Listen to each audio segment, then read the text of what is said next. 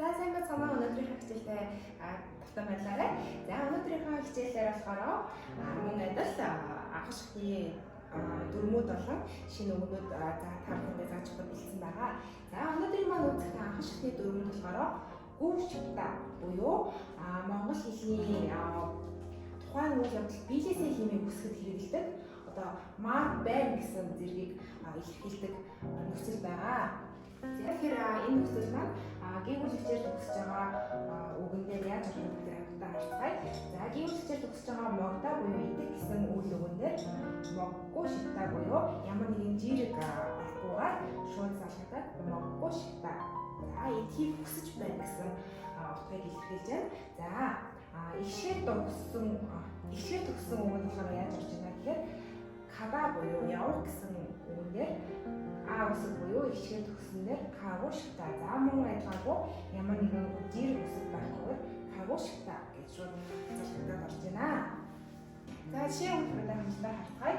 한국말을 잘못해요. 한국말을 잘하고 싶어요 гэсэн үг байна. За энэ үгээр маань болохоор солонгос хэлээр сайн ярьж чадахгүй, солонгос хэлээр сайн ярьдаг болмоор байна. Ямар нэгэн өөрийнхөө хүслийг илэрхийлж байгаа тохиолдолд гарч ирсэн дээр болмоор байна. За үгийн хувьд болохоор 한국말 буюу солонгос хэл сайн ярьж чадахгүй, аяа уяа буюу өнгөрсөн хичээл дээр үтсэн нөхцөл дээр солонгос хэлээр сайн ярьж чадахгүй, солонгос хэлээр сайн ярьдаг болмоор байна гэх өөрийнхөө хүслийг илэрхийлсэн байна тий. За хоёр төгөлбөр маань болохоор 가족을 2년 동안 못 만났어요. 가족이 보고 싶어요. За энэ төгөлбөр маань болохоор хоёр жил гэрийнхэнтэйгээ уулзсангүй гэрийнхэнтэйгээ уулзмаар байна буюу санаж байна.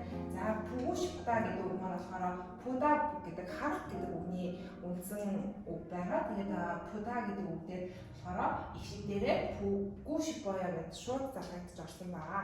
Тэгэхээр харахыг хүсэж байна буюу санаж байна, хармаар байна гэсэн ингэж хармаар байна гэж залгагдаж орж байна. За, гурав дахь өгүүлбэр маань болохоор 딸기 먹고 싶어요. За, энэ маань болохоор ямар утгатай өгүүлбэр вэ гэхээр гүзээлгэн идэхийг хүсэж байна.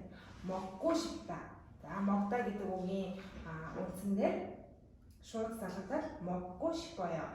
За, тэгэхээр гүзээлгэн идмээр байна гэдэг бас өөрийнхөө хүслийг илэрхийлэхэд 먹고 싶어요 гэдэг нөхцөл маань орсон байх нэ. За, өнөөдрийн маань жишээ өгүүлбэр маань ингээд дуслаа. За дараагийн дэлгэцэн дээр өнөөдрийн маань жишээ өгүүлбэр дээр гарсан шинэ үгнүүд маань байна. За түрүүн 가족을 보고 싶어요 гэдэг өгүүлбэр гарсан тий. За тэрэн дээр орж байгаа 가족 гэдэг үг маань болохоор гэр бүл гэсэн утгатай үг байх нэ. За хоёр дахь үг маань болохоор 한국말. За 한국말 маань болохоор 한국 гэдэг маань болохоор солонгос гэсэн үг байгаа тий. Тэгэхээр 한국말 буюу солонгос хэл гэдэг шинэ үг байна. За гурав дахь үг маань болохоор 딸기 буюу гурав дахь өгүүлбэр дээр маань гарсан 딸기 먹고 싶어요. гүзээлгэн идэхийг хүсэж байна гэсэн. За ийм шинэ өгнүүд саний жишээ өгүүлбэр дээр маань орсон байна. За өнөөдрийн маань хэл зүйн хувьд болохоор нүн 감자갈 사이. За энэ хэл зүйн маань болохоор ямар утгатай вэ гэхээр нүн маань болохоор нүд гэсэн утгатай үг байгаа.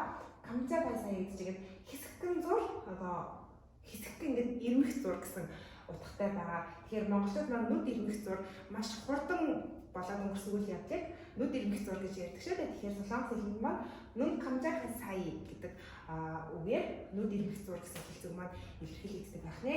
За өнөөдрийн маань зөв үг маань болохоор 입이 가볍다 гэдэг зөв үг байна. За энэ зөв үг маань болохоор ямар утгатай вэ гэхээр ам султай гэдэг монгол хэлний зөв үгний утгыг илэрхийлдэг байх нэ. Тэгэхээр өвчлээд үзвэл ив гэдэг үг маань болохоор хүний амыг хэлж байгаа. 가볍다 буюу хөнгөн. Яг өвчлөл болохоор ам нь хөнгөн гэсэн үг байгаа. Гэхдээ монгол хэлэнд ам хөнгөн буюу ам султай хүнийг солонгос хэлэнд болохоор 입이 가볍다 гэж зөвлөж хэлдэг байх нэ. За тэгэхээр өнөөдрийнхөө хичээлийг хамтдаа сонирхсан үзсэн та бүхэндээ маш их баярлалаа. Тэгээд та бүхэн маань хичээлээс асуух зүйл яаж манай JT Mongolia пэйж руу бичээд асуух зүйлээс асуух боломжтой байгаа шүү. За тэгээд дараагийн хичээлээр уулзлаа.